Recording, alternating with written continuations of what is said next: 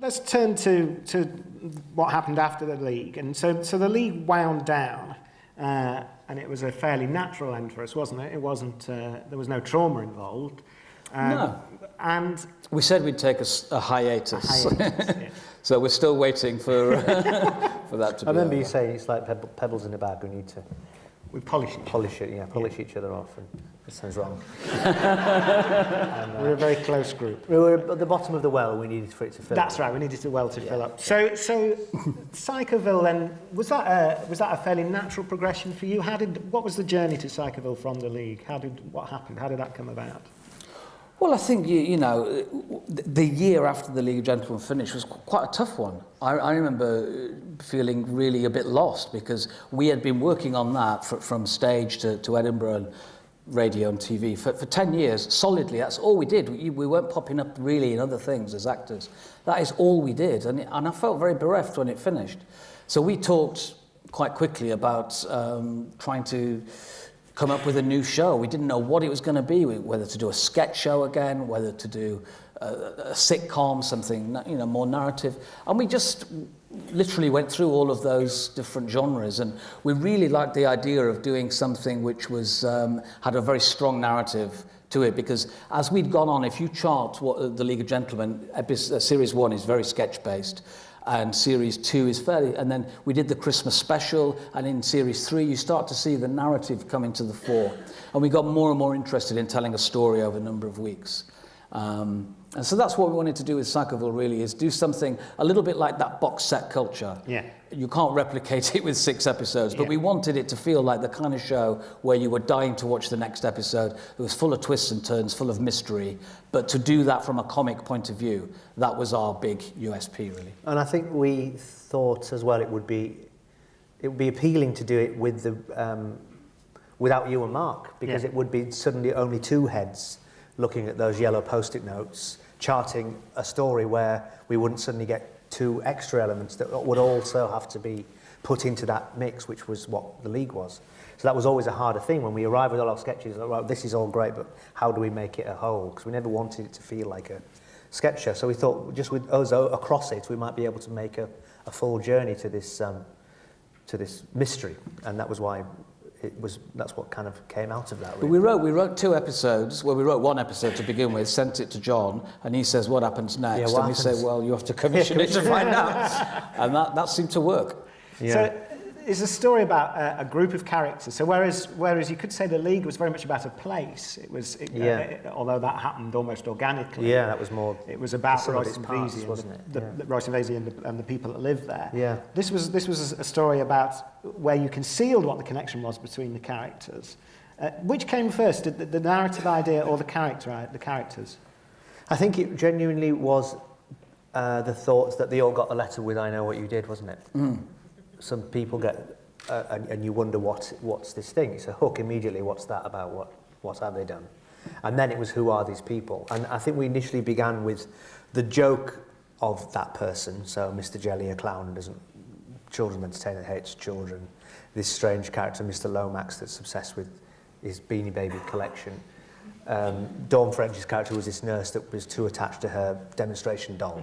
And so you can do an initial sketch that's that joke. And I think a lot of those characters, sorry to interrupt you, but that grew out of us having kids as well and having families. Yeah. So we'd never come across these children's entertainers. Yeah. There's 2 who work in Muswell Hill area called Mr. Jelly and Mr. Jolly.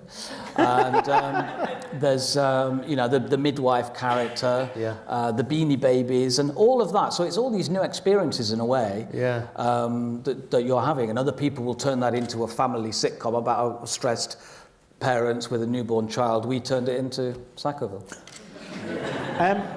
We'll watch your clip in a minute, but because we're sort of at the halfway mark, I'd like to take a couple of questions, and then we'll take some more questions at the end. But does anyone have a question at this point they'd like to put to Stephen Reece? Don't be shy. No one's bothered? No. All right. Oh, yeah, go on. How big a thing is it being talked about? How much has that brought you together at the beginning and then kept you going? Yeah, well, our love of horror, I think, is born from, well, for me, it's the unknown. When you sit down to watch a thing and it surprises you, or makes you feel something.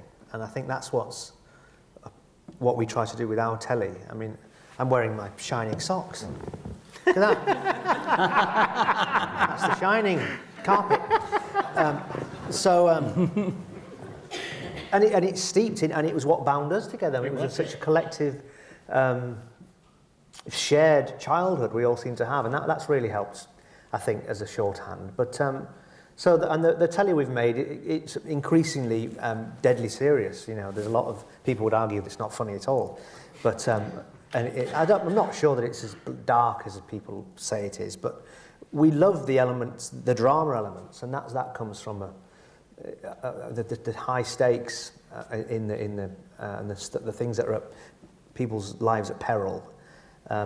Is great television. I think it's fantastic to watch, and I think that comes out of the greatest respect for the horror genre, which is a much maligned thing. I think people find it dumb. But I mean, I think you said a thing, or Andy Nyman said a thing about critics not liking the horror genre because they have to in the same go. Way, yeah, they don't like broad comedy. It's the same thing, is it? Because it means that it's a visceral thing, and they've got to be beyond it to be able to objectively look at it, and you can't do that if you fully engage in it. But so we've really tried to kind of put that into our. I mean, it's not always horror. Sometimes it's more psychological and thriller, but it's just the love of the drama and the proper acting of it. I mean, I think people mistake it for it being a bit camp or grotesque, and it might be, but I think it's always a root of reality in all our because it's never acting. It's never really parody. That's the thing. Exactly. It's not like airplane comedy where there's a genre that's been. It's not Scary Movie. It's never been that. No, we try to do the horror and do it properly when those elements are there. In the Christmas special League of Gentlemen, we try to do the proper beats of the Luton bus and all that kind of the drawing in of the audience and then the release. And the same with Inside Number 9 and the Halloween special of Psychoville was like that. There was proper scary bits in it, hopefully, that we tried to do. It's hard. It's really hard to mix the two and get it and have a successful. It's either not funny or it's too frightening and just not a comedy. But hopefully the mix is, and the fact that we care about both of those things is evident, I hope. Let's use that as an opportunity to have a clip, please, from Psychoville.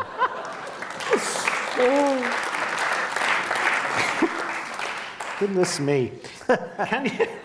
Can you remember where some of that came from? It's that documentary, isn't it? What was it called? There's a documentary about Blackpool. David Thewlis going back to Blackpool, and there was a landlady in it who did Tina Turner for her guests every week. And Party nights. And it was that was the look, exactly. We watched. Was the tights from that, or was the tights from the Barron Nights? She did it with Gravy Browning. Right. We thought that might be not very tasteful. Tights were It's Barron Nights. Tights for the Barron Nights, yeah. And the Brother Lees used to use. Oh, Brother Lees, not Barron Nights. Yeah, Brother Lees. Yeah. Because it was interesting for me watching Psycho because I knew nothing about it while you were doing it. I deliberately kept it like that. I wanted to watch it as a punter, and then seeing these fragments where I knew where a bit of it had come from or had a sense of where, because it was stuff that we'd perhaps talked about. But for you, then not being able to reverse engineer where something as extraordinary as that. Now there's another thing. There's a real dance, of course, with taste, bad taste in that. Yeah. What kind of debate, which is a thread going through all your work? Of course. Do you debate that? About what's permissible, what's not permissible? I think we know. I think we're aware. We are responsible. I mean, we because we'd seen that with our own eyes in the documentary. It wasn't purely our invention. Clearly, she's got this suitcase under the bed, which she gets out and dresses up and does that. We didn't feel we were making any kind of point that race has no issue in that sketch.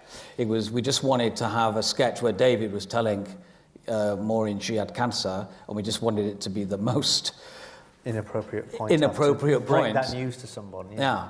And then the hysterical bit, which is not on there, when I take the wig off and I look like Homer Simpson. I said, "How long have I got?" And it just got funnier and funnier. I don't know how Steve kept a straight face, but yeah, it was that that friction of that moment and looking like that.